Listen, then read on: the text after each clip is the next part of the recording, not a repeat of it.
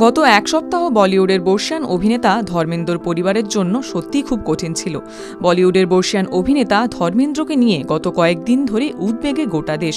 সোমবার অর্থাৎ 11 নভেম্বর আচমকায় তার অসুস্থ হওয়ার খবরে তোলপাড় হয় গোটা দেশ। মুম্বাইয়ের বিচ ক্যান্ডি হাসপাতালে ততক্ষণে বলিউডের ঢল নেমে যায়। সকলেই অভিনেতাকে দেখতে মধ্যরাতে হাসপাতালে ছোটে। আর মঙ্গলবার 12 নভেম্বর সকাল হতেই আচমকা রটে যায় তার ভুয়ো মৃত্যুর খবর।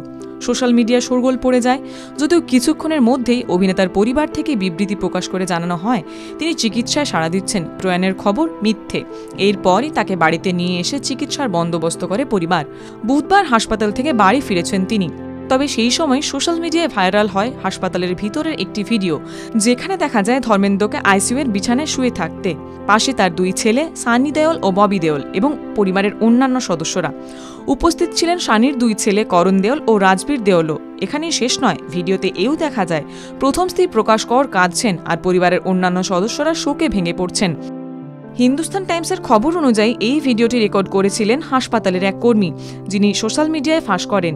এইচটিসিটি সূত্রে জানা গিয়েছে ওই কর্মীকে ইতিমধ্যেই গ্রেপ্তার করা হয়েছে। কিভাবে ভিডিওটি শুট করা হয়েছিল এবং কারা এর সঙ্গে যুক্ত তা নিয়ে এখনও তদন্ত চলছে। তবে পরিবারের সদস্যরা যে বিষয়টি পছন্দ করছেন না তা একাধিক সোশ্যাল পোস্টে স্পষ্ট করেছিলেন। সানি নিজেই জানিয়েছিলেন ধর্মেন্দ্রজি হাসপাতাল থেকে ছাড়া পেয়েছেন এবং বাড়িতেই চিকিৎসা চলছে। আমরা বিনীত অনুরোধ করছি তার এবং পরিবারের গোপনীয়তাকে সম্মান জানানো হোক। সকলের ভালোবাসা ও শুভকামনার জন্য কৃতজ্ঞ। তবে তা না ঘটায় রীতিমতো মেজাজ হারাতে দেখা যায় সানিকে। বৃহস্পতিবার সকালে মেজাজ হারিয়ে তাকে বলতে শোনা যায়, আপনাদের বাড়িতেও মা বাবা সন্তান আছে, লজ্জা করে না? TV9 Bangla digital.